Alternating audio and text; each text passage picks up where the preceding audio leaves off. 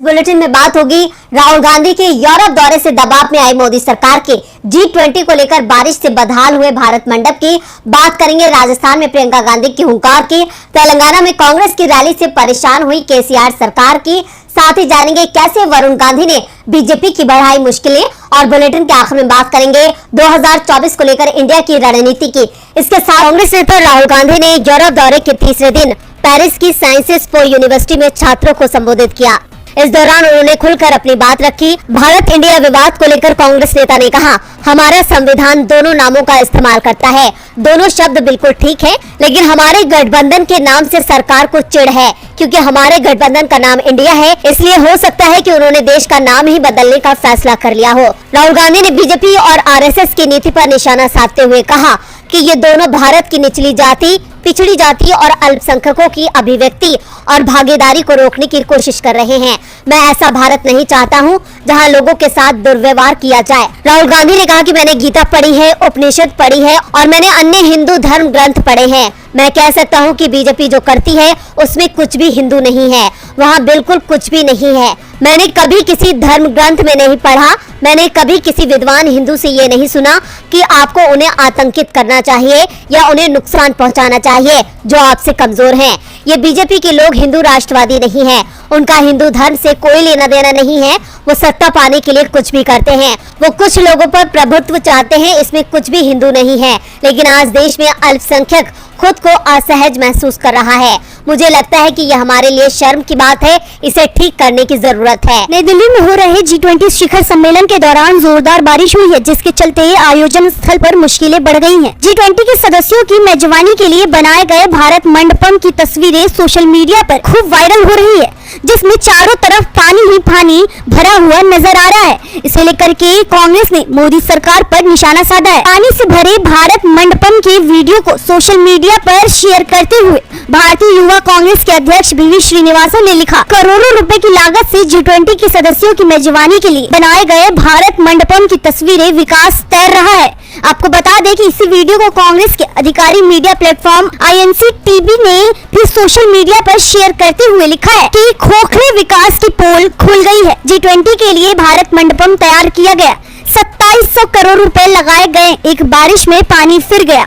वहीं आपको यह भी बता दें कि कांग्रेस नेता रणदीप सिंह सुरजेवाला ने भी इस वीडियो को सोशल मीडिया पर शेयर करते हुए लिखा है कि लगभग 30,000 करोड़ की लागत से बनाए गए भारत मंडपम में आज जरा सी बारिश में ही विकास तैरता हुआ दिखाई दिया।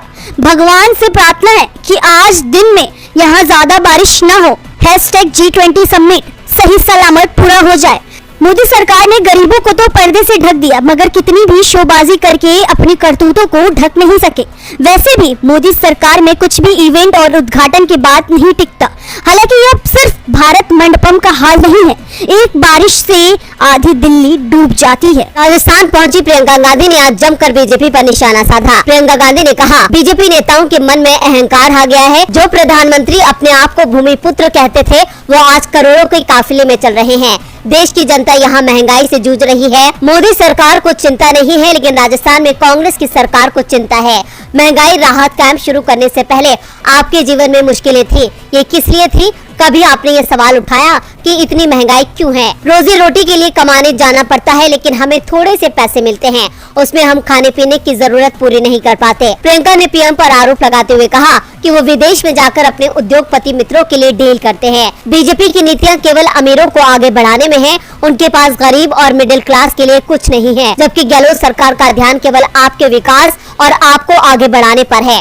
कांग्रेस महासचिव ने कहा कि कांग्रेस सरकार गरीब और कमजोर वर्ग के लिए काम कर रही है। जैसे ही बीजेपी की सरकार राजस्थान में आएगी, आपकी सारी स्कीम बंद कर देगी, सारे जनहित के काम बंद हो जाएंगे। ऐसे में आपको अपने वोट की चिंता करनी है कि कहीं आप अपना ही नुकसान ना कर ले। उन्होंने कहा कि दो तरह के नेता होते हैं, एक नेता होता है जो सेवा को ही परम धर्म समझता है और दूसरा अहंकार और घमंड रखता है। आप ऐसा नेता चुनिए जिसमें जनता के प्रति श्रद्धा हो। ऐसे नेता चुनिए जो आपकी मुश्किलें नहीं बढ़ाएं, जो आपकी मुश्किलें कम करें। आप कांग्रेस की सरकार को फिर चुनिए। उम्मीद है आप चुनाव के वक्त ये बातें याद रखेंगे। हैदराबाद में कांग्रेस वर्किंग कमेटी की बैठक बुलाई गई है। 16 और 17 सितंबर को कांग्रेस के सभी दिग्गज नेता हैदराबाद में जुटेंगे, तमाम मुद्दों पर चर्चा करेंगे। इसके साथ ही तेलंगाना में चुनाव प्रचार को भी तेज किया जाएगा।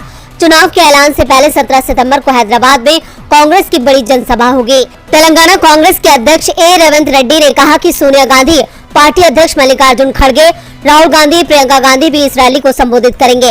रैली में सोनिया गांधी राज्य के लिए 5 गारंटियों का ऐलान करेंगी। इससे पहले कांग्रेस ने राज्य के लिए किसान घोषणा पत्र, SC/ST घोषणा पत्र और युवा घोषणा पत्र जारी किया था, जिसमें तेलंगाना के मतदाताओं से किए वादे शामिल हैं। दरअसल पड़ोसी राज्य कर्नाटक में हुए विधानसभा चुनाव में कांग्रेस की घोषित 5 गारंटियों को पार्टी की सफलता में अहम माना जाता है और कांग्रेस उसी रणनीति के सहारे तेलंगाना जीतने पर काम कर रही है। वैसे 17 सितंबर का दिन तेलंगाना की राजनीति में बेहद खास है। इसी दिन 1948 में निजाम शासन के अधिकार में आने वाले हैदराबाद की पूर्ववर्ती रियासत का भारत संघ में विलय किया गया था। ऐसे में इसी दिन को कांग्रेस ने तेलंगाना में अपने चुनाव अभियान को तेज करने के लिए चुना है। गांधी की गिनती बीजेपी में बिना दबाव के और सही बात बोलने वाले नेताओं में होती है। वो लगातार गरीब, किसान और मजदूरों की आवाज उठा रहे हैं और उनका एक वीडियो इस दौरान सामने आया है, जिसमें वरुण गांधी ने कहा है, कांग्रेस के खिलाफ हूँ, न पंडित नेहरू के खिलाफ हूँ। हमारे देश की राजनीति, हमारे देश को जोड़ने की राजनीति होनी चाहिए, ना कि गृह युद्ध पैदा करने की राजनीति। आज जो लोग केवल धर्म के और जाति के नाम पे वोट ले रहे हैं, उनसे हम ये प्रश्न तो पूछें कि रोजगार, शिक्षा, चिकित्सा, हमको राजनीति नहीं करनी है जो लोगों को दबाए। हमको राजनीति करनी है जो लोगों को उठाए। ताकत वो नहीं होती जो लोगों को दबाने के लिए इस्तेमाल की जाती है। ताकत वो होती है जो लोगों को उठाने के लिए इस्तेमाल होती है। किसान इस समय कितने बड़े संकट में है। कोई टीवी चैनल दिखाने को तैयार नहीं, कोई अखबार लिखने को तैयार नहीं। केवल क्या लिख रहे?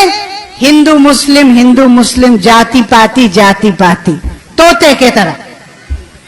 भाई को बांटो, भाई को काटो। ये राजनीति हम होने नहीं देंगे। जो काम अंग्रेजों का हो रहा था, हमको नीचे बिठाने का जानवर की तरह, कब तक ये काम चलता रहेगा? वरुण गांधी कहता है नेता वो होना चाहिए जो गरीब जनता को अपने कंधे पे श्रवण कुमार के तरह उठा के चले, ना कि अपने जूते पर बिठाए। अपनी आवाज उठाओ। अगर वरुण गांधी के खिलाफ आवाज उठाना है, आपका स्वागत है, उठाओ। लेकिन आवाज को अपने मेरे भाई शांत मत होने दो। अगर मौन हो जाओगे तो ये भारत का लोकतंत्र मौन हो जाएगा। राष्ट्र के पूर्व सीएम उद्धव ठाकरे ने डिप्टी सीएम देवेंद्र फडणवीस पर उनके एक बयान को लेकर भड़ास निकाली है। शिवसेना यूबीटी प्रमुख ठाकरे ने आज जलगांव का दौरा किया, जहां उन्होंने एक सभा के दौरान कहा कि देवेंद्र फडणवीस ने मुझे औरंगजेब की औलाद बताया है, तो मैं ये पूछना चाहता हूं कि वो 2.5 साल तक मेरे साथ क्यों थे।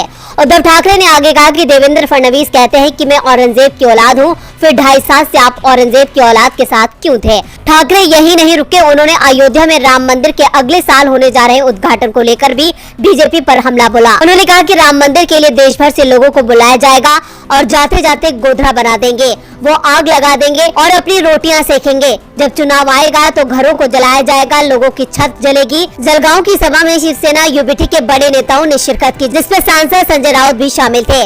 इस दौरान ठाकरे ने कहा कि मैं सत्ता के लिए नहीं लड़ रहा हूँ, मेरा जीवन देश के लिए और आपके लिए जल रहा है। वहीं मणिपुर हिंसा के मुद्दे को भी ठाकरे ने उठाया और कहा कि मणिपुर में क्या चल रहा है इसकी कोई खबर नहीं है, लेकिन कोई इस पर बात करने को तैयार नहीं है।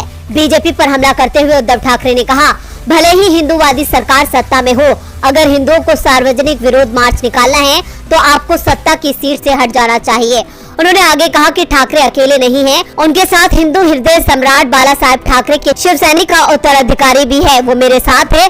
उद्धव के इस वार से बीजेपी खेमे में हलचल तेज है।